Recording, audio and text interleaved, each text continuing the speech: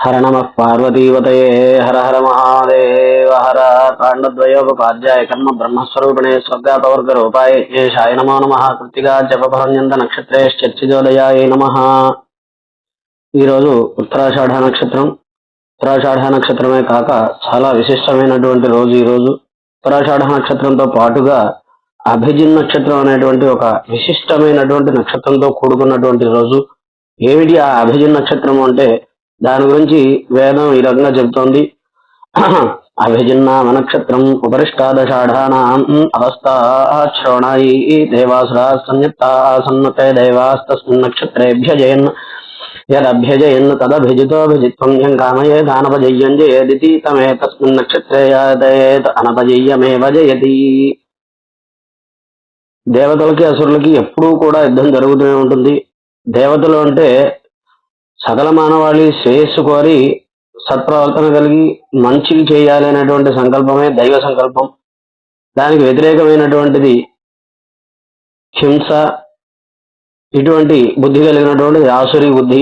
అది మానవులకైనా అంతే. మంచి అంటే దైవం, చెడు అంటే అసురత్వంగా చెప్పబడుతూ ఉంటుంది. కాబట్టి ఇట్టి అదే ధర్మము అధర్మము, ఈ ధర్మాధర్మములకి ఎప్పుడూ కూడా యుద్ధం జరుగుతూనే ఉంటుంది. దేవతలు అసురులు కూడా సమాన బలం కలిగిన వారే అయినప్పటికీ కూడా దేవతలకు ఉండేటువంటి సత్సంకల్ప ప్రభావం వలన, సత్సంకల్పం వలన వారికి ఎప్పుడు కూడా విజయం లభించాలి.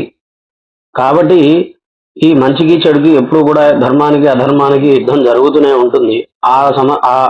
అటువంటి ఒకానొక సందర్భంలో దేవతలకి అసురులకి యుద్ధం జరుగుతున్నటువంటి సందర్భంలో పాపం దేవతలకి చివరికి పరాజయం దాకా వచ్చారు. విజయం లభించే అవకాశం చాలా వరకు తగ్గిపోయింది. పూర్తిగా ఆ పరాజయం పాలైపోయారు అనుకున్నటువంటి సందర్భంలో వారు మళ్ళా ఈ అభిజిత్తు అనేటువంటి నక్షత్రంలో వాళ్ళు మరలా ప్రయత్నం చేశారు. యుద్ధానికి బయలుదేరి వెళ్తే వారు గెలిచారు.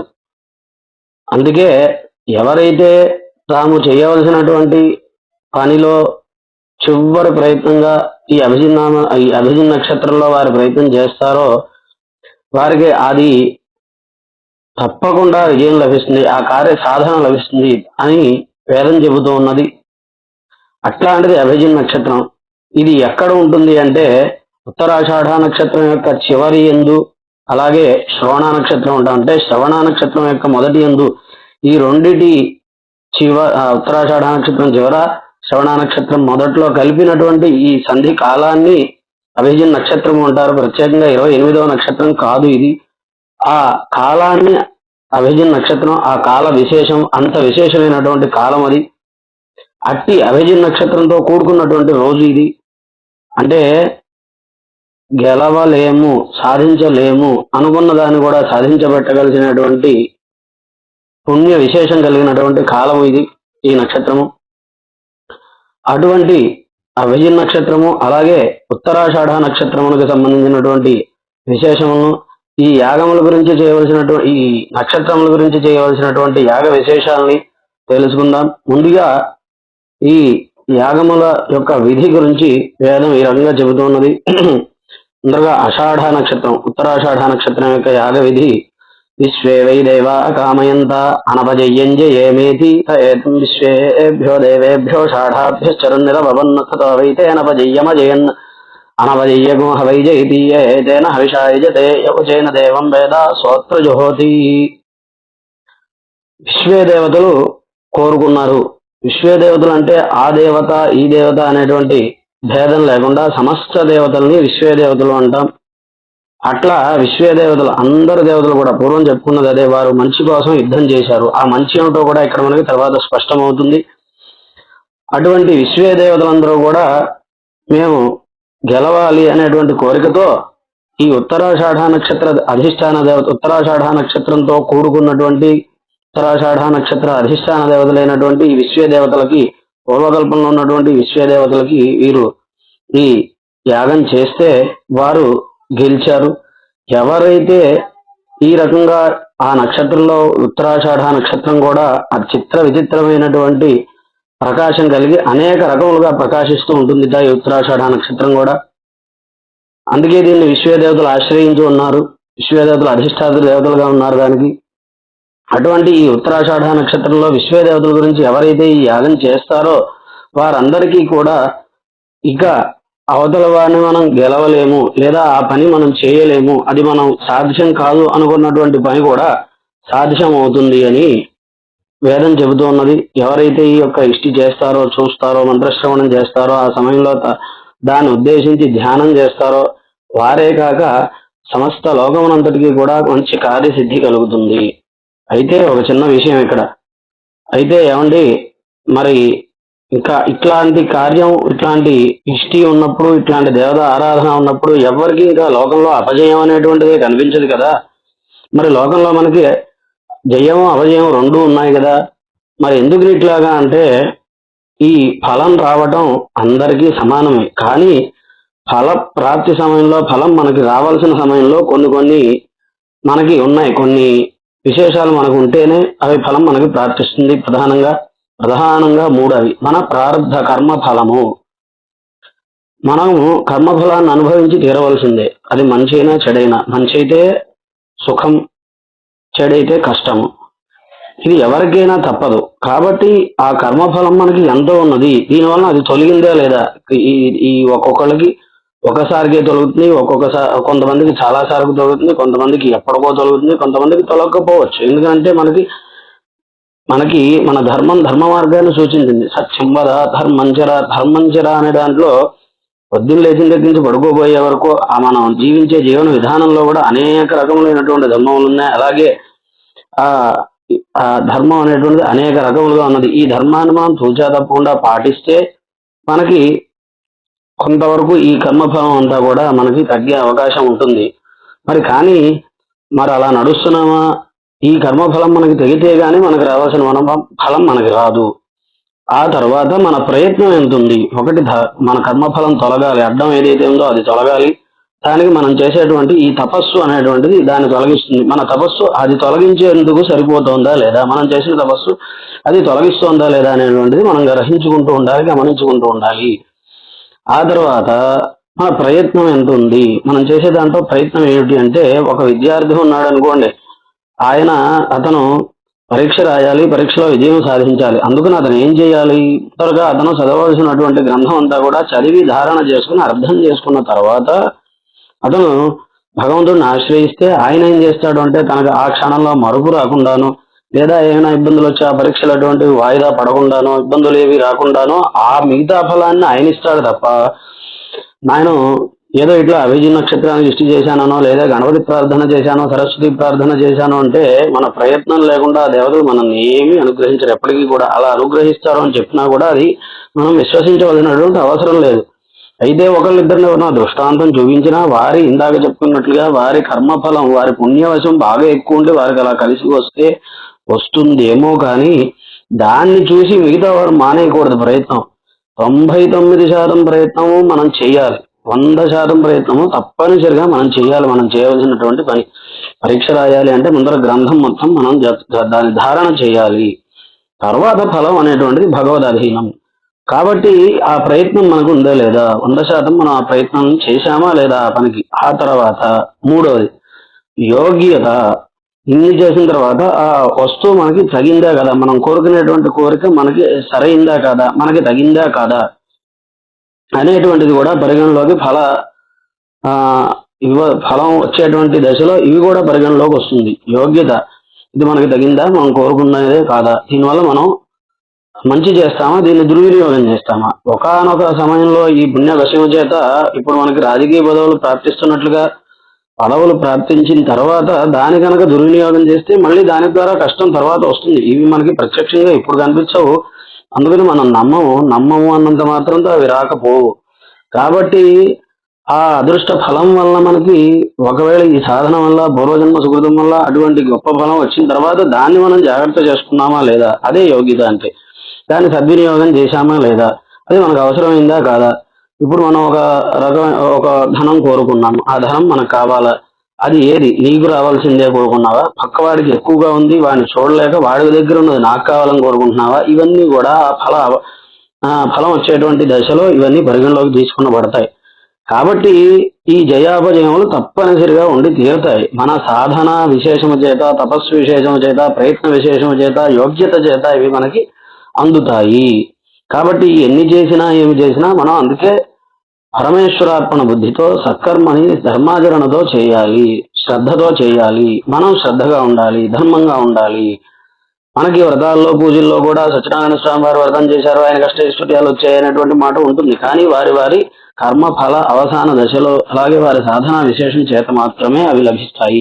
అలాగే ఇక్కడ కూడా తను గనక 100% ప్రయత్నం చేసి తనకు కర్మఫలం అంతా కూడా తెగిపోయి ఆ తర్వాత దానికి అతను తగి ఉంటే తప్పనిసరిగా అతను ఓడిపోయేది కూడా. అది కూడా మనకి స్పష్టంగా మనకి లౌకికంగా కూడా ప్రత్యక్షంగా చాలా చోట్ల కనిపిస్తూ ఉన్నది. అదే అది అతనికి రావాల్సింది కాదు, ఏదో అదృష్టం వల్ల వచ్చిందంటారు. దాన్నే మనం టైం అంటాం, అదృష్టం అంటాం. అదే అది. కాబట్టి ఆ అదృష్టం ఎందుకు వస్తుంది? ఈ ఉపాసన చేత వస్తుంది. కాబట్టి ఈ ఉపాసన ద్వారా సాధించవచ్చు. ఈ ముందర ఈ వెనకవన్నీ తెంచుకోవాలి. కాబట్టి అట్లా వారికి అప్పుడు అలా లభించింది. ఎవరైతే ఇవన్నీ కూడా ఈ రకంగా సాధన చేస్తారో వారికి కూడా తప్పనిసరిగా ఈ ఫలితాలన్నీ కూడా వస్తాయి అని. ఇంకో విశేషం ఏంటంటే ఇక్కడ ఉత్తరాషాఢ నక్షత్రం గురించి చెప్తూ ఉత్తరాషాఢ నక్షత్రంలో అంతర్భాగమైనటువంటి అభిజిన్ నక్షత్రం యొక్క ఫలితాన్నే మనకి ఈ విధి చెప్పింది, అనభజయ్యం జయేమేతి అని. ఆ తర్వాత ఇంకా అభిజిన్ నక్షత్రం యొక్క యాగం, దాని యొక్క విశేషము తెలుసుకుందాం. అభిజిన్ నక్షత్రానికి బ్రహ్మగారు అధిష్టాన దేవత. అంటే సాక్షాత్తు సర్వాంతర్యామి సర్వవ్యాపకుడైనటువంటి ఆ పరమేశ్వరుడు బ్రహ్మ, ఇంకెవరు వేరే కాదు. ఆ దేవత ఈ దేవత కాదు. సమస్త దేవతలందరూ కూడా ఎవరినైతే ఆశ్రయించి ఉన్నారో, ఎవరి నుంచి అయితే ఉద్భవించారో ఆ బ్రహ్మే సాక్షాత్తుగా పరబ్రహ్మే ఈ యొక్క అభిజిన్ నక్షత్రానికి అధిష్టాన దేవత అయి ఉన్నాడు. కానీ అదిట్లాగా చూడండి, బ్రహ్మవా కామేద బ్రహ్మలోకం అభిజయేయమితి తదేతం బ్రహ్మణే భిజితే చిరునిరవపతు తతో వై తద్బ్రహ్మలోకం అభ్యజయతి బ్రహ్మలోకం అవ అభిజయతి ఏతేన హవిషా యజతే జైన దేవం వేద సోత్ర జుహోతి. పూర్వకల్పంలో ఉండేటువంటి బ్రహ్మగారిని ఉద్దేశించి తర్వాత కల్పంలో ఉండేటువంటి ఒకానొక మహర్షి ఈ యాగం చేశాట. ఏమి సంపాదించాలి ఆయన అని చేశాడు అంటే, బ్రహ్మవా కామేత బ్రహ్మలోకం అభిజయేయమితి. బ్రహ్మలోకం అంటే ఇక్కడ సత్యలోకం అని స్పష్టంగా చెప్పారు. సత్యలోకం అంటే ఇది మనం ఉన్నది భూలోకం అయితే ఇక్కడి నుంచి 7వ లోకం సత్యలోకం. భూభువస్సువర్ మహర్జన తపస్స సత్యలోకములన్నీ.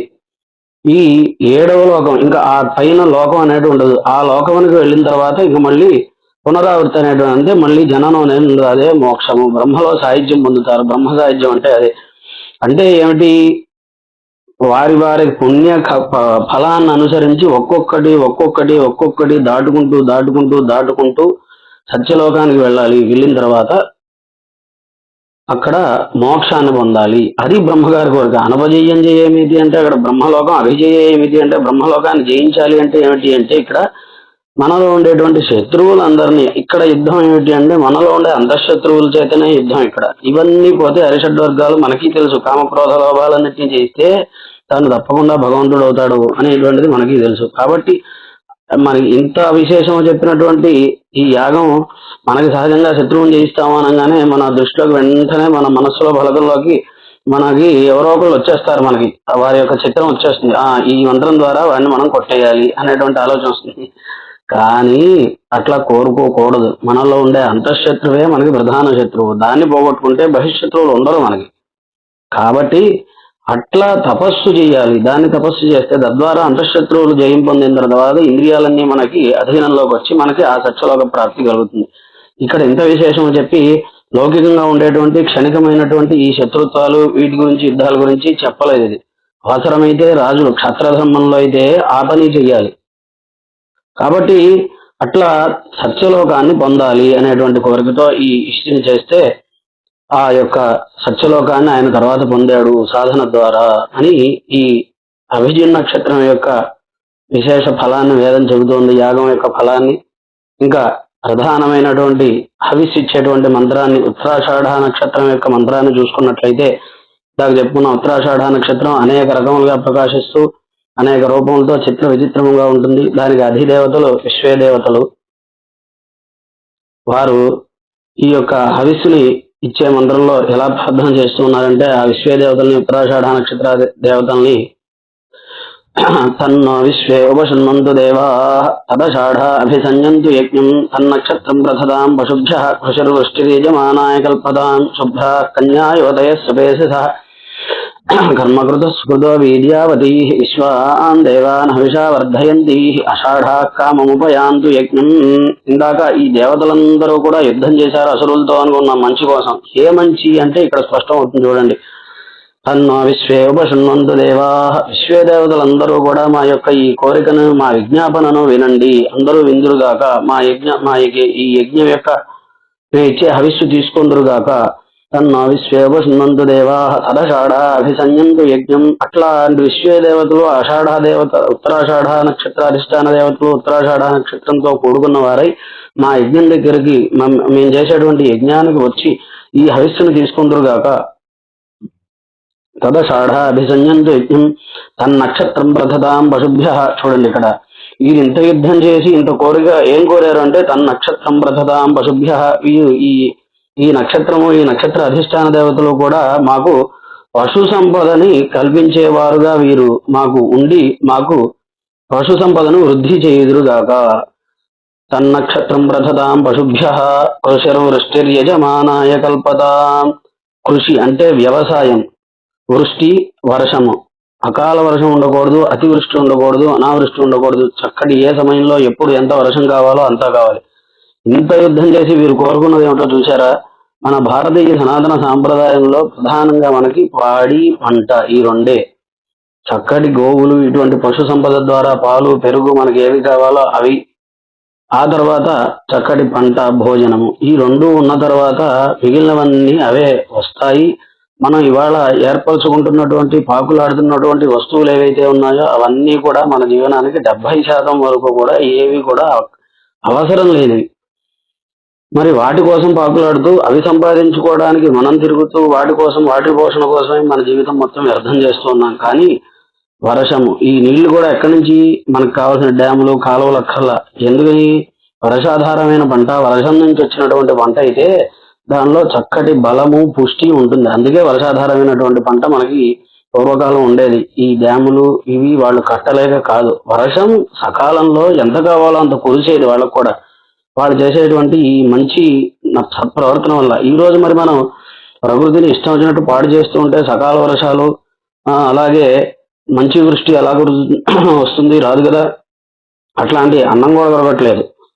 మళ్ళీ దీన్ని తిరిగి ఆర్గానిక్ అని చెప్పి దాన్ని మళ్ళీ మనం అమ్మడం, వాటిని తింటాం. వాటిలో కూడా కల్తీనే, అంత పేరు తప్ప ఏముండదు. ఇలాంటి రోజుల్లో మనం ఉన్నాం. కానీ వేదం ప్రధానంగా సంపద అంటే ఏం చెప్పిందంటే పశు సంపద, పాడి సస్య సంపద, పంట, ఈ రెండే ప్రధానము జీవనానికి. ఇవి మనం ఇంట్లోనే పండించవచ్చు. దేని గురించి పాకులాడక్కర్లేదు. దేని గురించి పెరుగుతున్నాం మనం హృదయం మీద చెయ్యి వేసుకుని ఆలోచించుకుంటే ఈరోజు మనం అర్థమవుతుంది మనకి 90% వృత్తులు ఎందుకు కూడా ఉపకరించిన వృత్తులే. మనకి ఏం మొహమాటం లేదు. కాబట్టి అట్లా వీళ్ళు కోరుకున్నది ఏమిటి అంటే చివరికి అసురుల దగ్గర నుంచి యుద్ధం చేసి వీళ్ళు కోరుకున్నది ఏమిటి అంటే ఈ లోకం మొత్తానికి పాడి పంట సమృద్ధిగా ఉండాలి అని కోరుకున్నారు. ఇంకా ఎట్లాంటి వారు విశ్వే దేవతలు? శుభ్ర నిర్మలమైనటువంటి వారు. వారికి ఎప్పుడు కూడా ఈ కుత్సిత భావం కానీ అసూయ ఈర్ష ద్వేష ఇటువంటివన్నీ ఏవి ఉండవు, నిర్మలంగా ఉంటారు. శుభ్ర కన్యా, శుభ్ర కన్యా. కన్యా అనగానే మనకి స్త్రీ గుర్తొస్తుంది. కానీ ఇక్కడ కాంతి, మంచి శరీర కాంతి కలిగినటువంటి వారు, చక్కటి కాంతి.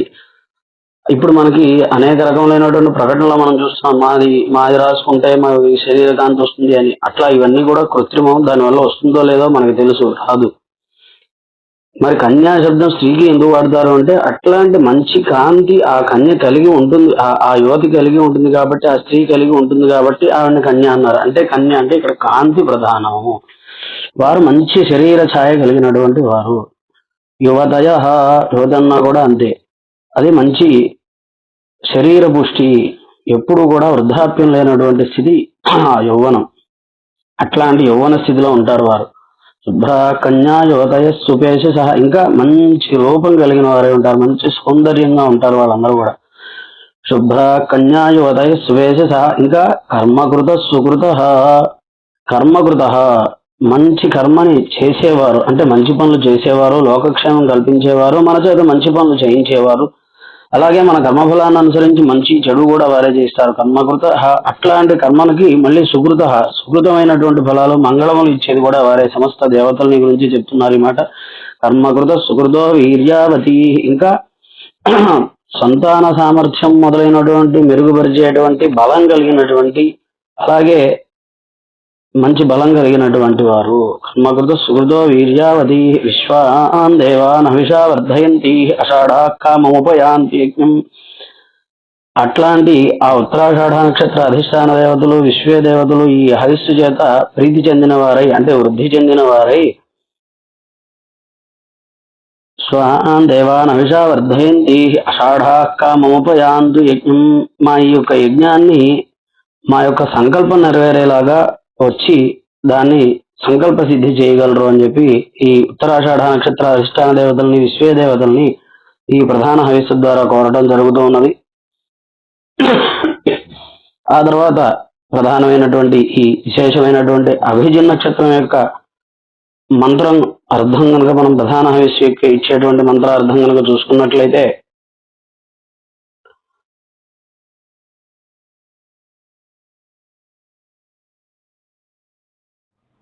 యస్మిన్ బ్రహ్మాభ్యజయత్ సర్వమేతత్ అముంచ లోకమిదమూచ సర్వం తన్నో నక్షత్రమభిజిద్విజిత్య శ్రియం దధాత్వహృణీమానో భో లోకో బ్రహ్మణా సంచితేమౌ తన్నో నక్షత్రమభిజిద్విజష్ట తస్మిన్ వయం మృతనాత్ సంజయే మా తన్నో దేవాసో అనుజానంతు కామం. ఏ అభిజిన్ నక్షత్రం ఏదైతే ఈ బ్రహ్మదేవుడు తన యొక్క ఈ రెండు లోకముల్ని, సమస్త లోకముల్ని, అంటే ఇక్కడ అముంచ లోకం ఇదమూచ సర్వం, పైన ఉన్నటువంటి 7 లోకాలు, కింద ఉన్నటువంటి అతల వితల మొదలైనటువంటి ఈ పాతాళం వరకు ఉన్నటువంటి ఈ లోకద్వయాన్ని, అంటే 14 లోకాలని ఆయన జయించడం, అంటే అక్కడ వ్యాపించి లోక కళ్యాణం చేస్తున్నాడు అనేటువంటి అర్థం.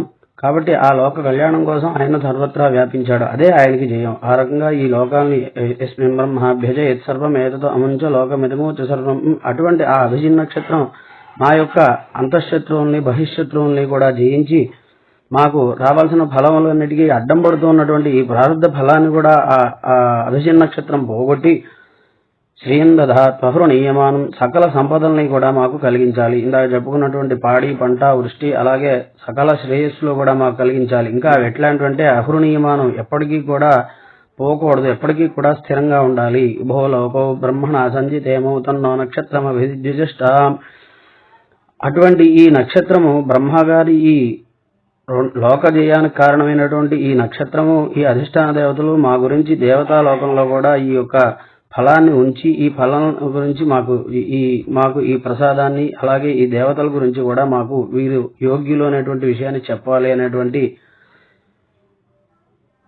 కోరికను కోరుతూ, ఈ కోరికల్ని ఆ దేవతలందరూ కూడా మన్నించాలి అని కోరడం జరుగుతున్నది. అటువంటి ఈ ఇష్టి ద్వారా అందరం కూడా అటువంటి పాడి పంట, అంతఃశత్రు జయం, సకల సంపదలు పొంది క్షేమంగా ఉందాం. హర నమ పార్వతీపతయే హర హర మహాదేవ హర. వృత్తిగా జపభరణ్యంత నక్షత్రే శ్చత్యుదోదయాయ నమః.